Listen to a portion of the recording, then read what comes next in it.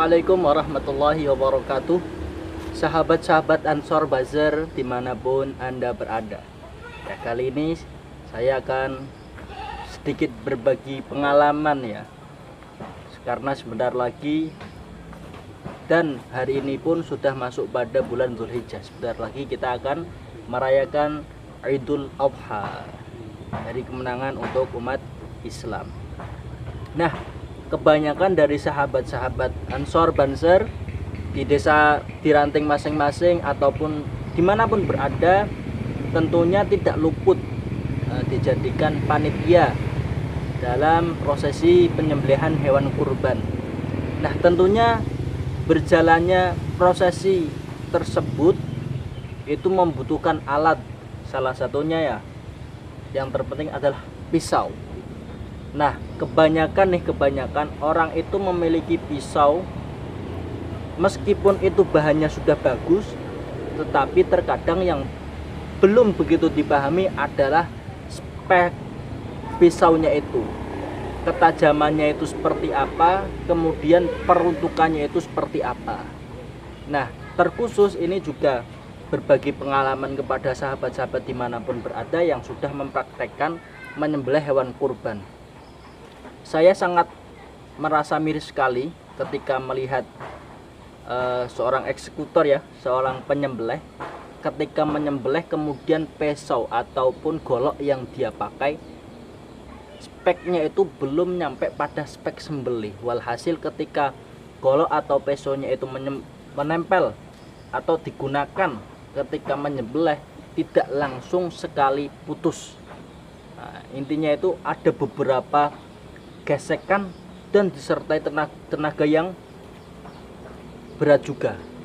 Nah, itu kalau dilihat secara kasat mata, hal tersebut lebih menyakiti kepada hewan, karena bagaimanapun itu kita harus istilahnya apa ya, istilahnya itu kita harus meminimalisir sakit yang diderita atau yang dialami hewan kurban. Makanya di sini saya akan berbagi pengalaman mengenai cara pengasahan pisau ataupun golok untuk menyembelih hewan kurban.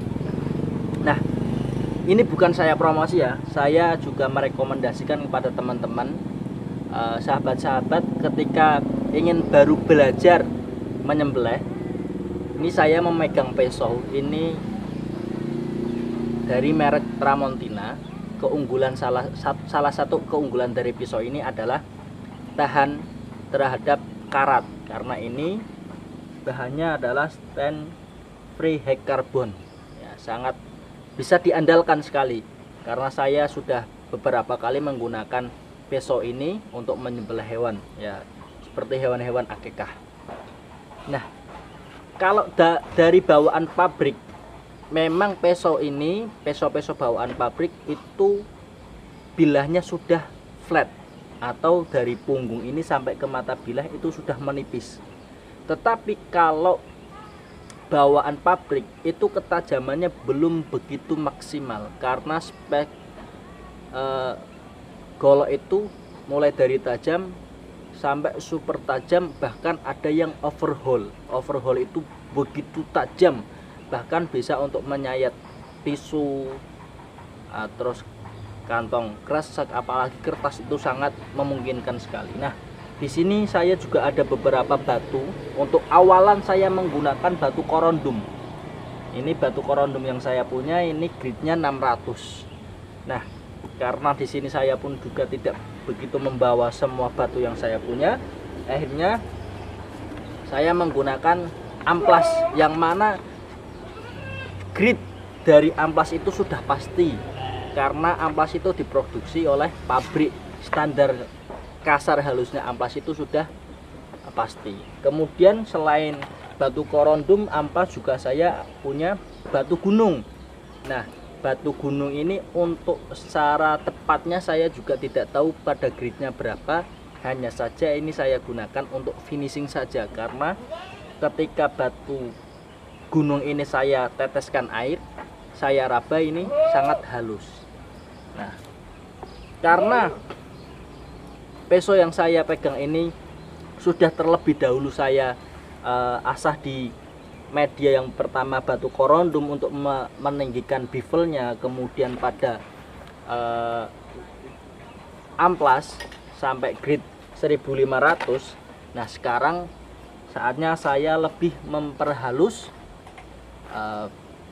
hasil dari pisau saya ini ya, bisa sahabat-sahabat praktekkan ya, nah, bisa dilihat nanti bisa dipraktekkan.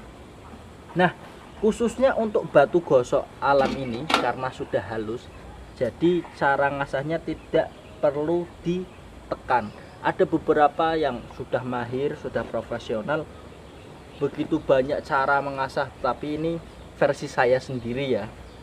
Jikalau ada perbedaan dengan senior-senior yaitu suatu perbedaan biasalah, cuma ini yang saya gunakan sendiri. Nah untuk finishing, untuk lebih amannya jangan sampai batu gosok ini menempel pada badan bilah agar menjaga kehalusan, juga mirrornya itu lebih terjaga karena juga di sini ada mereknya biar mereknya tidak terhapus ya. Bismillahirrahmanirrahim, langsung saja kita praktekkan ya. Kita dorong depan belakang, jangan terlalu ditekan karena kalau ditekan maka mata bilah yang tadinya sudah rapi akan rusak kalau ditekan. Nah makanya sesuai berat pesonya saja. Terus seperti ini. Kalau bilahnya itu sudah bagus, tidak perlu banyak waktu, 2-3 menit saja untuk finishing itu sudah cukup. Dengan catatan batu yang digunakan memang batu yang sifatnya benar-benar abrasif.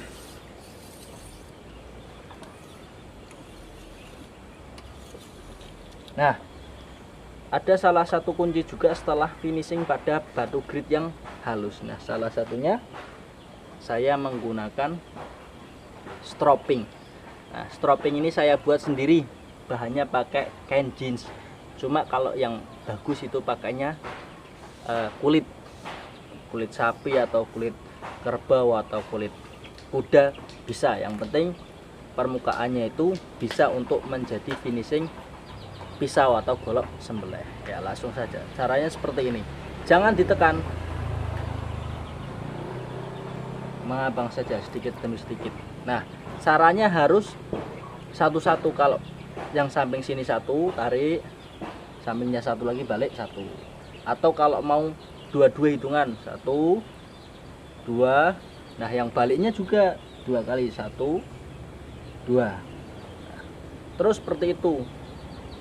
Ingat jangan ditekan karena kalau ditekan memungkinkan mata bilahnya akan menjadi rusak ya. Karena saya tidak membawa begitu banyak media untuk tes ketajaman, saya menggunakan plastik kresek. Nah, saya menggunakan plastik kresek ini sebagai media tes ketajaman pisau sembelih yang saya miliki ya. Bismillahirrahmanirrahim, apakah sudah tajam ya?